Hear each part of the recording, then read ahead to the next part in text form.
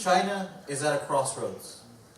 China is stepping on to the world stage, and China needs to decide the path that it wants to take, the image that it wants to present to the world, the people, and the rest of the communities that inhabit its earth, and how we want to engage them. And today, this debate isn't about whether or not we're going to leave a statue outside, inside, covered, uncovered, turned around, upside down, hand out, and shake it all about. This debate was about whether or not the government has a right to control the images that shape our society. Whether or not we're going to believe all those problems that the opposition was espousing about why Confucianism had its problems. Why Monica's journey to the East really didn't fulfill all her expectations. And why Michael's problems with Confucianism will still exist. But the only way to control any of those ideas, and the only way to truly understand what he represented, what China represents, what China's about, and where China is going, is to make sure that we present the correct ideas that we've overcome for the past 2,000 years. Later. I'm going to get into 3 areas of clash. First, I'm going to talk about what does Confucius really represent? Is it these ideals that the opposition were talking about? Or is it the ideals that we now embrace as the new modern China? Secondly, I'm going to talk about all the great arguments that were coming out of the opening, right? Because they were great arguments. But the problem with them, where they were all about just Confucius and the idea of putting them in the square, not whether or not the state needs to control them. Third, I'm going to get into Monica's journey into the East, and I'll take you then. And finally, how we're going to lessen these problems. But before I go, and let me get into the first clash now. What does Confucius really represent? At the end of the day, the opposition came up here and told us that yes, these feudalistic ideas, as antiquated as they were some ideas that he espoused, were some ideas that shaped the nation that makes China the great nation it is today. But do we still continue to use some of those antiquated ideas? No, we've overcome them as a nation. We've overcome them by embracing other individuals. The ideas of a harmonious society espoused every day means that those individuals who would be offended by the things he stood for should realize that they no longer need to be offended by them. Because at the end of the day, the man himself told us that faults were us, individuals. I'll take you as later.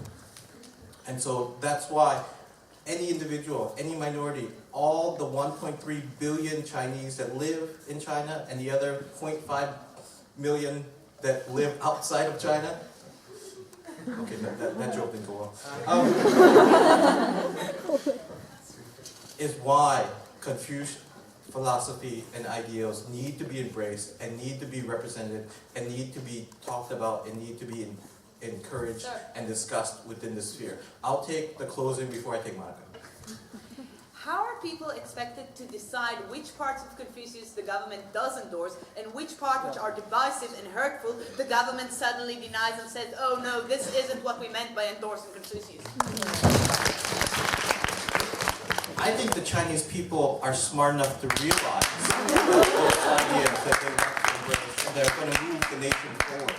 I think with the state also helping to shape those ideas. I think those ideas are already taught within the school today, within the societies and within communities. And all those ideas are then chosen by those individuals. And that truly is what Confucius wanted to embrace, with this idea of a people-driven democracy, where the individual has the ability to choose and pick those ideas that shape his individual life, that shape his individual community, and then ultimately shape his individual nation and the rest of the nations and the world that we have. And so that's the empowerment that Confucius will bring, and that's the empowerment that the Chinese nation has chosen to embrace and to export to the rest of the world in those institutes that Daniel talked about. The extension that we brought you was the right of the nation to control this. because we can see that there are problems with his ideologies, all the problems that Michael talked about. But the only way to overcome those problems is not just to let them fester in a national museum, but to put them out there so that we can talk about them. And so people can embrace those ideas, but also to make sure that we know which ideas are the ones that we want to move forward, and that we want to present the face of China to the rest of the world. And that's your choice. That's not the government's choice just to put it in Tiananmen Square, put it on the square. You guys create that discourse. And at the end of the day, the choices that you make and the state's representative and the embracement of those choices is what's really going to empower the new China so that China moves forward. It's not just about money. It's not just about all the iPads and the iPhones that you can or cannot buy at the end of the day. It's about the ideas that shape your life. And if you are able to express those ideas, and if the state is able to embrace those ideas and embrace things that it was once so shunned and put a door behind, and now bring out and put in front of the square, we think that's the China that we want to represent to the rest of the world. I'll take Monica for that promise.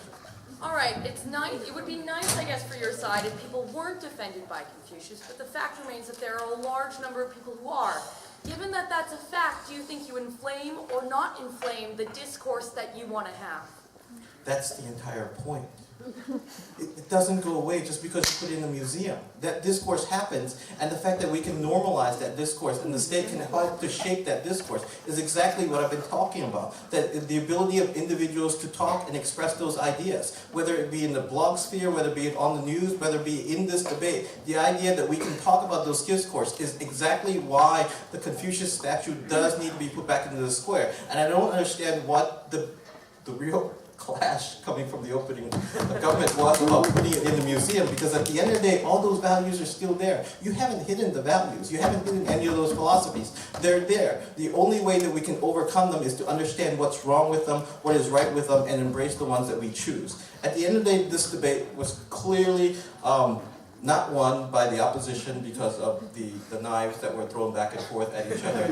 So ultimately, you've got to look at these two benches. And so I think we were much more philosophical. I think we were much more engaging. I think that the ideas that we brought to you really embrace the ideas that Confucius brings. So at the end of the day, China needs to choose what kind of face China wants to present to the rest of the world. And then ultimately, that choice can only happen if we can continue to discuss all the things within the history and the anthology of China's history. So you guys choose the China that you want. Thank you.